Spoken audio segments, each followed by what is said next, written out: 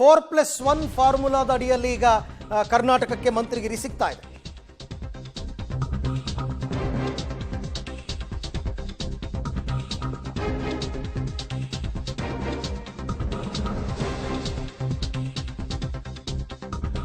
ನರೇಂದ್ರ ಮೋದಿ ಸಂಪುಟದಲ್ಲಿ ಕರ್ನಾಟಕಕ್ಕೂ ಬಂಪರ್.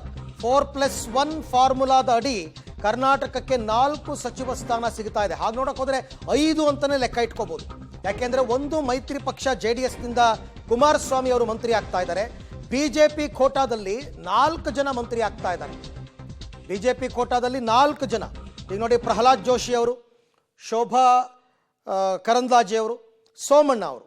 ಇದರ ಜೊತೆಗೆ ಕರ್ನಾಟಕ ಇದರಿಂದ ಆಯ್ಕೆಯಾಗಿರ್ತಕ್ಕಂಥ ರಾಜ್ಯಸಭೆಗೆ ಆಯ್ಕೆಯಾಗಿರ್ತಕ್ಕಂಥ ನಿರ್ಮಲಾ ಸೀತಾರಾಮನ್ ಅವರು ನಮ್ಮ ಕರ್ನಾಟಕದ ಖಾತೆಗೆ ಬರ್ತಾರೆ, ಕರ್ನಾಟಕ ಕೋಟಾಗೆ ಬರ್ತಾರೆ.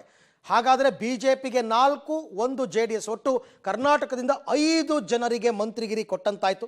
ಮೋದಿ ಸಂಪುಟದಲ್ಲಿ 2ನೇ ಬಾರಿಗೆ ಸಚಿವರಾಗ್ತಾ ಇದ್ದಾರೆ ಪ್ರಹ್ಲಾದ್ ಜೋಶಿ ಮತ್ತು ಶೋಭಾ ಕರಂದ್ಲಾಜೆ. ಇನ್ನು ರಾಜ್ಯಸಭಾ ಕೋಟಾದಲ್ಲಿ ನಿರ್ಮಲಾ ಸೀತಾರಾಮನ್ ಕೂಡ ಎಂಟ್ರಿ ಆಗಿದ್ದಾರೆ, ನಮ್ಮ ರಾಜ್ಯದಿಂದ ಆಯ್ಕೆಯಾಗಿರೋದು. ಮೋದಿ ಟೀ ಪಾರ್ಟಿಯಲ್ಲಿ ಕರ್ನಾಟಕದ 5 ಇವತ್ತು ಕಾಣಿಸ್ಕೊಂಡಿದ್ದಾರೆ. ಈ ಬಗ್ಗೆ ಕೂಡ ಮತ್ತಷ್ಟು ಮಾಹಿತಿ ನನ್ನ ಕೊಲೀಗ್ ಶಬೀರ್ ಅವರಿಂದ ಪಡ್ಕೊಳ್ಳೋಣ. ಶಬೀರ್, ಈ ಸಾರ್ತಿ ಬಿಜೆಪಿಗೆ ಬಹುಮತ ಬಂದಿಲ್ಲ, ಮಿತ್ರ ಪಕ್ಷಗಳಿಗೆ ಹೆಚ್ಚಿನ ಮಂತ್ರಿಗಿರಿ ಕೊಡಬೇಕಾಗುತ್ತೆ. ಹಾಗಾಗಿ ಕರ್ನಾಟಕದಲ್ಲಿ 5, 6 ಎಲ್ಲ ಕಷ್ಟ.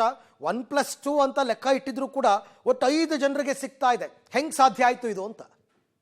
ದಕ್ಷಿಣ ಭಾರತದಲ್ಲಿ ಬಿಜೆಪಿಯನ್ನ ಹೆಚ್ಚು ಸಂಘಟನೆ ಮಾಡುವಂತ ದೃಷ್ಟಿಯಿಂದ ಕರ್ನಾಟಕ ಬಹಳಷ್ಟು ಮುಖ್ಯವಾದಂತ ರಾಜ್ಯ ಆಗಿರುವಂತದ್ದು. ಈ ಬಾರಿಯ ಚುನಾವಣಾ ಫಲಿತಾಂಶವನ್ನೇ ಗಮನಿಸಿ ಅರವಿಂದ್, ಕರ್ನಾಟಕ ಇದ್ದಿದ್ರಲ್ಲೇ ಹೆಚ್ಚು ಸಾಧನೆಯನ್ನ ಮಾಡಿರುವಂತದ್ದು. ಬಿಜೆಪಿ ನಾಯಕರು ಬೇರೆ ಬೇರೆ ರಾಜ್ಯಗಳ ಮೇಲೆ ಹೆಚ್ಚು ಭರವಸೆನ ಇಟ್ಟಿದ್ರು, ಆದ್ರೆ ಆ ಭರವಸೆಗೆ ತಕ್ಕಂತೆ ಫಲಿತಾಂಶಗಳು ಬಂದಿಲ್ಲ. ಆದ್ರೆ ಕರ್ನಾಟಕದಲ್ಲಿ ಒಂದು ಸಣ್ಣ ಹಿನ್ನಡೆ ಆದರೂ ಕೂಡ 19 ಸ್ಥಾನಗಳನ್ನ ಗೆಲ್ಲುವ ಮೂಲಕ ಒಂದು ಅದ್ಭುತವಾದಂತಹ ಸಾಧನೆಯನ್ನ ಮಾಡಿರುವಂತದ್ದು. ಮತ್ತೆ ದಕ್ಷಿಣ ಭಾರತದಲ್ಲಿ ಮುಖ್ಯವಾಗಿ ಈ ನಂಬರ್ ಬಹಳಷ್ಟು ಪ್ರಾಮುಖ್ಯತೆಯನ್ನು ಪಡ್ಕೊಳ್ಳುತ್ತೆ. ಯಾಕಂದ್ರೆ ಕೇರಳ ಆಗಿರ್ಬೋದು, ತಮಿಳುನಾಡು ಆಗಿರ್ಬೋದು, ಆಂಧ್ರ ಪ್ರದೇಶ, ತೆಲಂಗಾಣಗಳಿಗೆ ಕಂಪೇರ್ ಮಾಡಿದ್ರೆ ಕರ್ನಾಟಕದಲ್ಲಿ ಬಿಜೆಪಿ ಹೆಚ್ಚು ಪ್ರಬಲವಾಗಿರುವಂತದ್ದು. ಹೀಗಾಗಿ ಕರ್ನಾಟಕದಲ್ಲಿ ಬಿಜೆಪಿಯನ್ನು ಇನ್ನಷ್ಟು ಹೆಚ್ಚು ಸಂಘಟನೆ ಮಾಡುವಂತ ದೃಷ್ಟಿಯಿಂದ ಮತ್ತೆ ದಕ್ಷಿಣ ಭಾರತಕ್ಕೆ ಹೆಚ್ಚು ಆದ್ಯತೆಯನ್ನು ಕೊಡುವಂತ ದೃಷ್ಟಿಯಿಂದ ಕರ್ನಾಟಕವನ್ನ ಬಿಜೆಪಿ ನಾಯಕರು ಗಂಭೀರವಾಗಿ ಪರಿಗಣಿಸಿದ್ದಾರೆ. ಹೀಗಾಗಿ 5 ಖಾತೆಗಳನ್ನು ಕೊಡೋ ಮೂಲಕ ಒಂದು ಹೆಚ್ಚು ಕೆಲಸ ಮಾಡಲಿಕ್ಕೆ ಅಥವಾ ಹೆಚ್ಚು ಒತ್ತನ್ನು ಕೊಡುವಂತ ಪ್ರಯತ್ನವನ್ನು ಕೂಡ ಬಿಜೆಪಿ ನಾಯಕರು ಮಾಡದಂತೆ ಕಾಣಿಸ್ತಾ ಇದೆ. ಸಹಜವಾಗಿ ನಿರ್ಮಲಾ ಸೀತಾರಾಮನ್ ರಾಜ್ಯಸಭೆಯ ಸಂಸದೆ ಆಗಿರುವಂತಹ ಹಿನ್ನೆಲೆಯಲ್ಲಿ ಅವರಿಗೆ ಹಿರಿಯರ ಕೋಟದಲ್ಲಿ ಅವರಿಗೆ ಲಭ್ಯ ಆಗಿರುವಂತದ್ದು ಒಂದು ಸ್ಪಷ್ಟ. ಜೊತೆಗೆ 4 ಖಾತೆಗಳು ಕೂಡ, ಇದರಲ್ಲಿ 2 MOS ಸಿಗುವಂತ ಸಾಧ್ಯತೆಗಳನ್ನು ಕೂಡ ನಾವು ನಿರೀಕ್ಷೆ ಮಾಡಬಹುದು ಅರವಿಂದ್.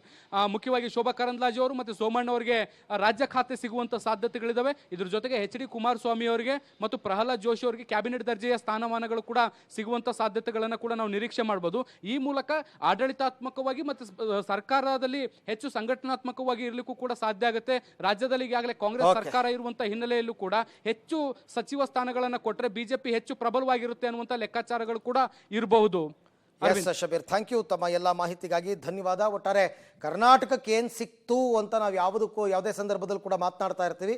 ಕರ್ನಾಟಕಕ್ಕೆ 5 ಸಚಿವ ಸ್ಥಾನಗಳು ಸಿಕ್ಕಿದೆ. ಇನ್ನು ಬಿಜೆಪಿ ರಾಜ್ಯಾಧ್ಯಕ್ಷ ವಿಜಯೇಂದ್ರ ಅವರು ಯಾರ್ಯಾರು ಮಂತ್ರಿ ಆಗ್ತಾ ಇದ್ದಾರೆ ಅವರೆಲ್ಲರಿಗೂ ಕೂಡ ಟ್ವೀಟ್ ಮುಖಾಂತರ ಶುಭಾಶಯವನ್ನು ತಿಳಿಸಿದ್ದಾರೆ.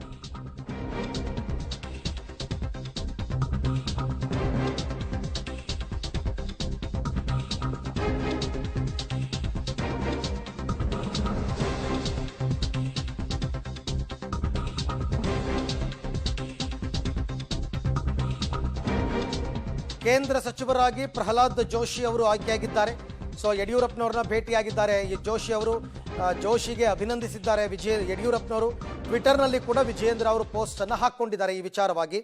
ಸಹಜವಾಗಿ ತಮ್ಮ ಗೆಲುವಿಗೆ ಯಾರ್ಯಾರು ಸಹಕರಿಸಿರ್ತಾರೆ, ಯಾರ್ಯಾರು ಹಿರಿಯ ನಾಯಕರಿರ್ತಾರೆ ಅವರೆಲ್ಲರಿಗೂ ಕೂಡ ಭೇಟಿಯಾಗಿ ಒಂದು ಧನ್ಯವಾದವನ್ನು ತಿಳಿಸ್ತಕ್ಕಂಥದ್ದು ಪದ್ಧತಿ. ಕೆಲವರು ಪ್ರಮಾಣ ವಚನಕ್ಕೆ ಮೊದಲು, ಕೆಲವರು ಪ್ರಮಾಣ ವಚನ ಆದ ನಂತರ, ಹೀಗೆ ಯಡಿಯೂರಪ್ಪನವ್ರನ್ನ ಭೇಟಿಯಾಗಿ ಧನ್ಯವಾದವನ್ನು ಅರ್ಪಿಸಿದ್ದಾರೆ.